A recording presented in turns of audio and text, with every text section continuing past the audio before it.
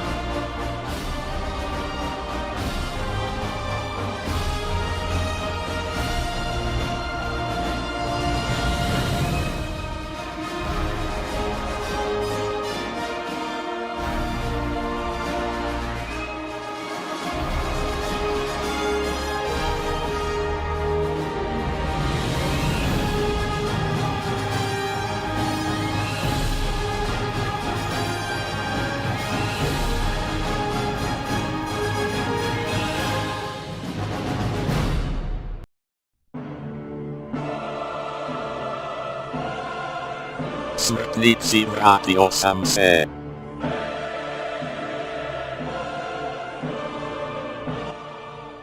A šta je to vama dvojici, zašto mi je glas ovakav? Koga briga sad, samo da pucnem prstom, ide je drugi deo mene. Uzeli ste mi moju sve moć.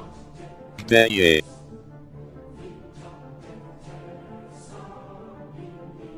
Okej, znači tako.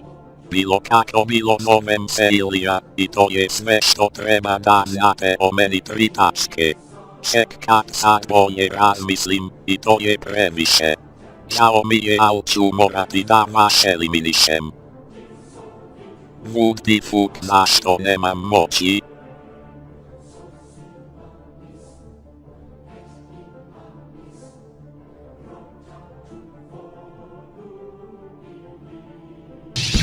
Au. Au, au.